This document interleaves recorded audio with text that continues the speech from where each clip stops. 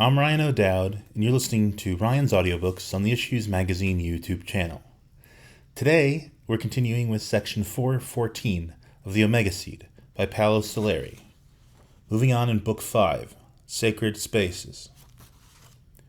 Architecture as Information. Synopsis. Consciousness is like a membrane interposed between the inner mystery and the outer mystery. The quality of the membrane, our conscious and our doing, is directly dependent on the intensity and the appeal of both mysteries. The environment, the outer mystery in its proximity to ourselves, is then the most powerful conscience maker. Evolution testifies to that. Architecture as environment is the man-made conscience maker. The media and the message.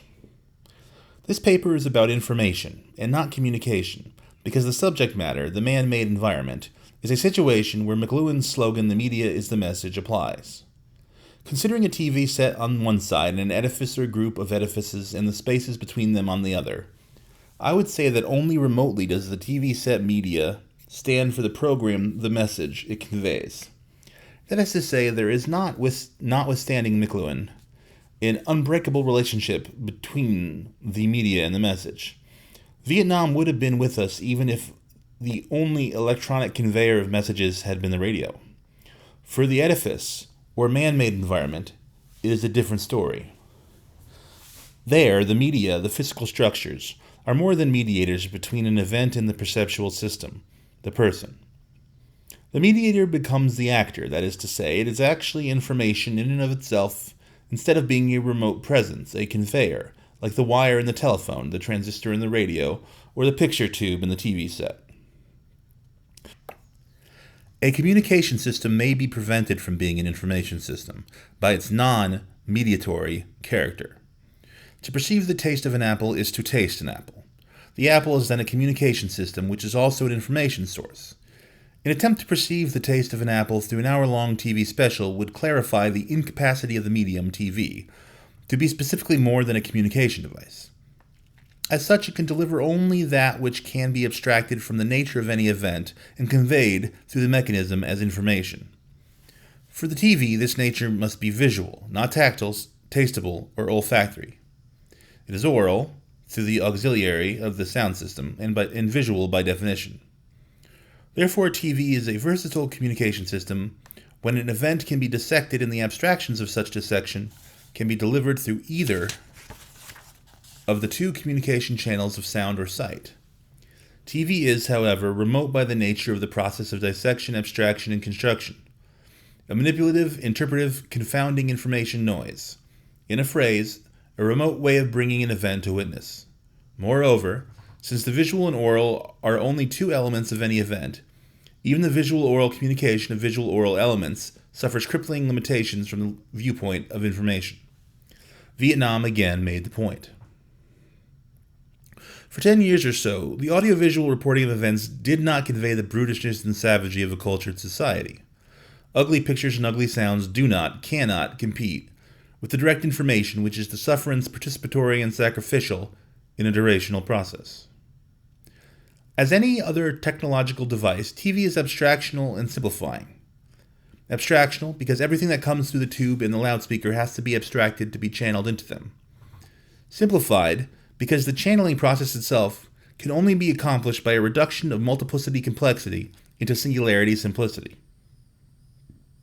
If we move now to the other example under consideration, the edifice or group of edifices and their interspaces, we see a different situation. What they communicate is also what they are. That is to say, they are a media that cannot avoid intruding as a message.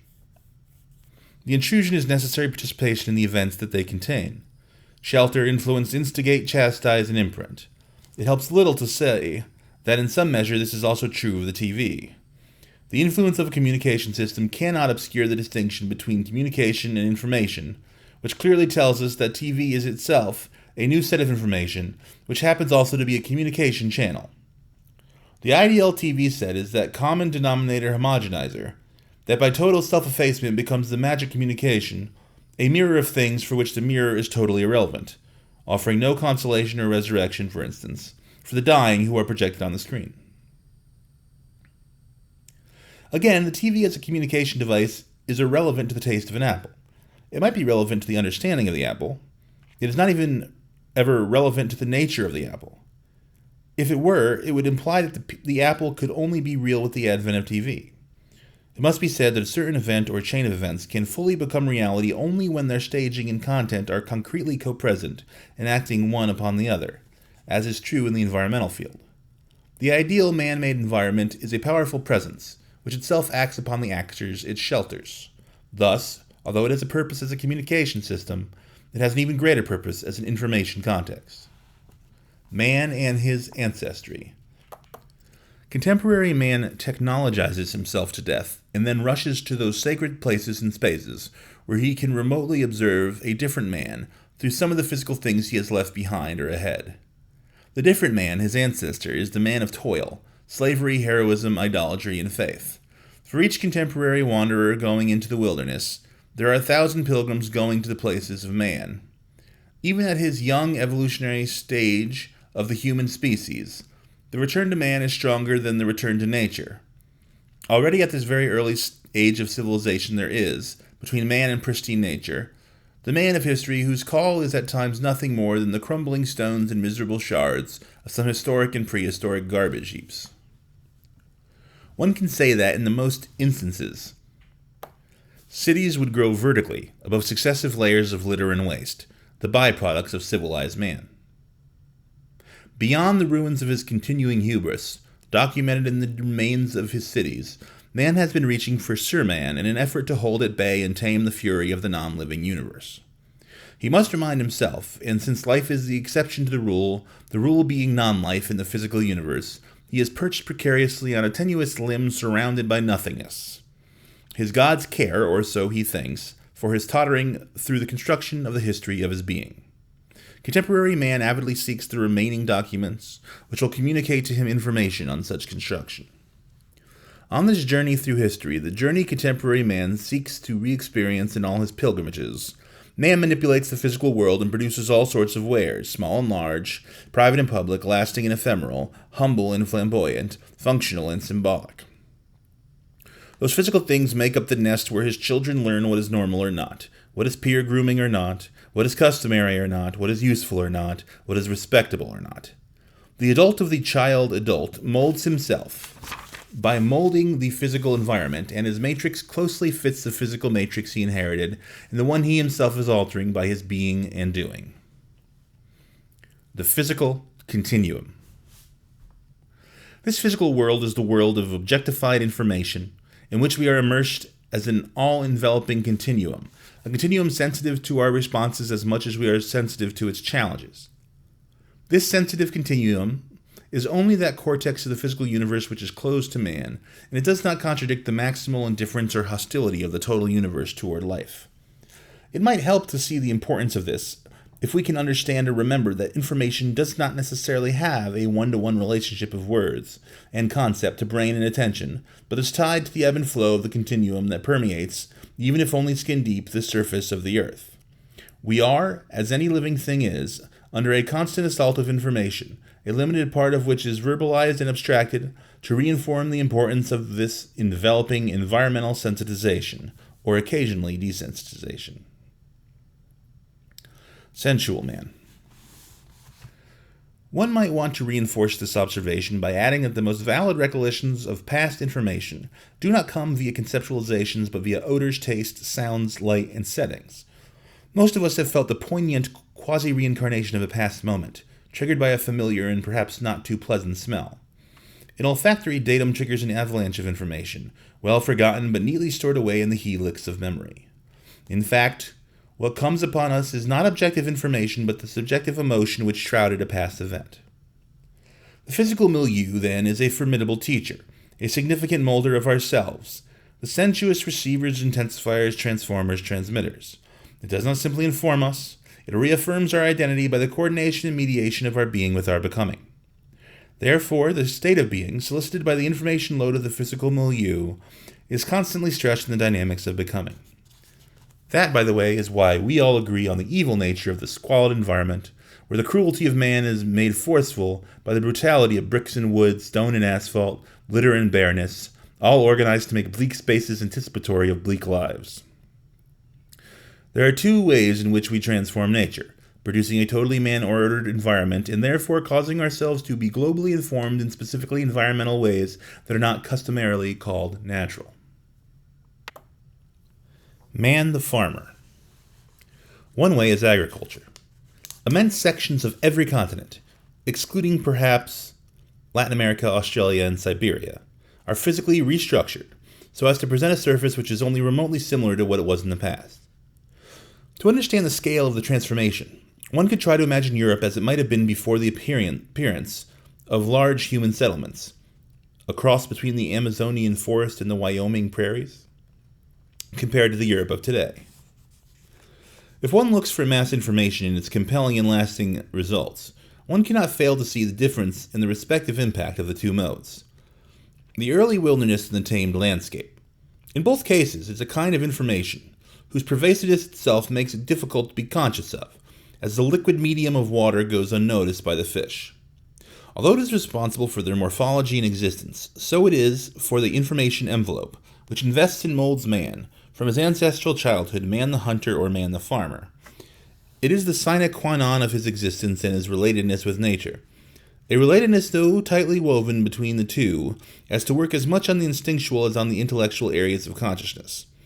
What some of the theorists on environment versus the theorists on genetic determination of human behavior seem to forget is that the genetic is in itself an environmentally defined category, whose time beat happens to be far more extended than the commonly used time measure for environmental influence. On this score, one cannot let go of unnoticed the stark fact that a slightly different cosmic coordinate of Earth mass, distance from the Sun, rotation and revolution length, and the nature of the Sun itself would mean a very different kind of life and a very different kind of man. In evolutionary terms, the environmental information is truly the maker and the breaker. The city builder. A similar discourse could be conducted on the second way by which man transforms nature, the construction of his habitat in the places that contain and shelter the institutions of life, work, exchange, socialization, culture, worship, etc. It could be a similar discourse if it were not for the fact that there is in this second way a special kind of intensity in the definite appearance of the man-made, non-organic reordering of mass energy. In a true sense, in this second way, if it is as if each stone and brick, chunk of mortar, splinter of wood, iron, or bronze were imbued with the light and heat of the struggle man puts up in the face of nature stubbornly welded to her own entropic ways. Man, ever so determined to break the entropic locks, is willing to exude sweat and blood to force upon them the miracle of metamorphosis. In historic terms, this metamorphosis is supported and documented by the successive waves of civilizations at whose hub are the tribal enclaves, the villages, the towns, the cities, and the metropolises. The innocent ape. It is therefore one of the most obscurantist moments of a culture, when such culture makes a Woodstock a historical moment. There, to be specific, the dwindling into nothing, or worse, into the squalor, the sea of litter and garbage left of the environment, both natural and human, is taken as a gate to human recognition and interaction. We deal here, needless to say, with the true non-place of utopia. In what kind of not psychosomatic man is made naked and defenseless, one could hardly imagine the depth of desperation that the multitude of Woodstock would plunge into if, on their return to this world, nothing would be found of man's environment, and in its place only the best of the Garden of Eden, optimistically to make for the easy survival of the naked ape, man. The loss would be felt, perhaps not down into the bones marrow of the man-animal, but surely into the concealed pit where consciousness niches itself. And the meaning of the loss would be that suddenly a whole universe of information, an immense kinetic library, this most comprehensive information machine painstakingly constructed by generations of men and women, would have been wiped out, leaving man with not much more than his eyes to cry and ears to hear the cries of others. It would suffice if this essay did no more than alert the reader that the loss of the man-made physical world with all of its intolerance, its bad and savage corners, would be the equivalent of man's fall from grace. Architecture as information. In its broader significance, architecture embraces virtually all of the non-disposable, non-instant, and relatively non-obsolete world. Architecture is the alterations made upon nature by the organic, the psychological, the mental, the components of man's consciousness, where the social, cultural stresses operate within and emanate out of the humankind. Architecture, again in its broader scope, is not only a shelter for communication and information institutions, a medium, but is also strongly and directly, at times overbearingly, mass information itself. A message, a multiplication of messages which, besides having in the context of the city a character as pervasive as agriculture, also has the intensity and the concentration peculiar to the action of consciousness upon its own flesh, so to speak, almost as if the folding over of the cerebral cortex would correspond to a folding over of layer upon layer of significance, the significance one can perceive in the most successful cityscapes. Naturally, such architecture is not simply the architecture of buildings, but the architecture of environments, the cityscape mentioned above. One cannot even begin to enumerate the number and the specific identity of the most famous examples of cityscapes, a few at random: Babylon, Chichen Itza, Jerusalem, Karnak, Athens, Angkor Wat, Peking, Lhasa, Algiers, Carthage, Rome, Amsterdam, Istanbul, Venice, Florence, Paris, London, Leningrad, Calcutta, New York, New Orleans, San Francisco, etc.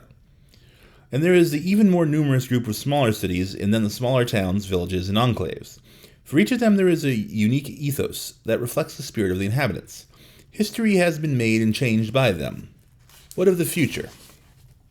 At the end of this paper I will briefly present Arcology as what I see to be the only methodology which by intent faces the most critical areas in our contemporary world. Inner man, outer information. It seems that in a historical period when populations migrate massively into urban settlements, the quality and promises of urban life itself are spiraling down to very low common denominators. The phenomenon is nowhere else more apparent than in the United States, where the urban ethos has never had the chance to become significant. Industrialization, which has been a mover in the urbanization of man, has been very unkind to the city and unkind to man himself. Inner man finds himself edged out of context in most of our contemporary scenes. A lot of communication is in the air and in different kinds of communication modes, but diminishing dosages of it seem to pluck the chords of inner man. This might be the fundamental and perhaps the only resistance to the concept of architecture as information, as expressed by the contention that what really counts is the inner man, see Woodstock. And if we stop at information, instead of looking at where and how information extends into knowledge, it might be difficult to reject such a contention. But then the opposite would appear to be true also, since inner knowledge must be constructed with bricks of information, of which architecture is part. The physical environment is the source of at least some of the information. The trouble there is that if the environment is devoid of information, knowledge will be handicapped. To avoid such a situation, the information coming from outside ought to encapsulate in itself knowledge, indeed, more than that, encapsulate in itself a power of persuasion which is the consequence of a power of creation. If such is the case, then knowledge and creation do exist outside of inner man, and they are the constituents of the best, most total information he can make himself with. Then architecture is one of the true communication, information, and knowledge assets that man has. If the objection of inner man to the outer value seems to be at least temporarily broken, how does architecture remain a legitimate source of environmental information? Evidently by being valid, that is to say relevant, or more pointedly, reverent. A true experience is suffered information. There's a price tag attached to any learning process: time, effort, difficulty, danger, emotional load, etc. Therefore, there is a definite religious side to learning, which must be reflected by the sources learning springs from. A reverential fitness within the larger reality, the building within the town within nature. This, though simple to state and possibly to understand, is enormously difficult to achieve. It ultimately demands a whole range of accomplishments capable of contradicting one another and yet remaining coherently co-present, an achievement possible only in the context of a strong human, social, cultural ethos. The environment says what society does. It is then only logical that the pauperization of our soul and the soul of our society coincide with the pauperization of the environment. One is the cause and reflection of the other. Therefore, escape from the vicious circle that runs environmental squalor into spiritual squalor and fosters new degradation of the environment proposes the necessity of a radical shake-up, a breaking up of more things than one would like, so as to break the vicious cycle and also break the reductionist bearing and the incantation of technology. The reductionist bearing says that the cause-effect chain is unbreakable, and there is not much we can do outside of a crudely deterministic reality in which man is fatally made over by forces that do not care for the tender fibers of his constitution. An example of this thinking is the slave labor of children and adults at the beginning of the industrial era, whose justification was the efficacy of the rudimentary cybernetic of the man-machine combination. The incantation of technology is the quasi-unbelievable trust the technocrat puts in technology for the solution of problems whose substance and meaning have left technology behind long ago, a problem of ethics, theology, and aesthetics. To stay out of the technological mystique without having to refute the usefulness of technology demands a better grasp of the learning process. What does make information come alive, so to speak, is that kind of processing which transforms it from an outer element into an inner energizer. The bread of information becomes the flesh of knowledge, that is to say, a partial of the environment is interiorized. The interiorization of this outer is the necessary step for reaching the hidden aims life has in the so-called inanimate world, appropriating some of its components, mass energy, and energizing them to the point where they themselves begin to emanate a spiritual light. The spirit moves mountains, but only in the factual sense of transforming, metamorphosizing such mountains into the surmatter, which is the stuff with which the spirit can support itself. For example, fertilizer products, which are made by the progressive removal of a rich in minerals needed for plant growth, go into the making of grains and vegetables. These in turn feed animals or man directly. There is then man's mind and spirit transforming the ridge into more of itself, the spirit. Another example is the marble of a quarry transformed into a temple. Here the energizing does not entail a transformation of matter into flesh. In both cases, it is right to say that what counts is what is inside ourselves. This inside is the lens which has the capacity to concentrate the spherical input of the outer into the self, its center, the knowledge center. It's an appropriation of that which is beyond the membrane skin of our organic self by way of its interiorized and interiorizing power. The vibrant environment, the second way, is that environment which the self interiorizes.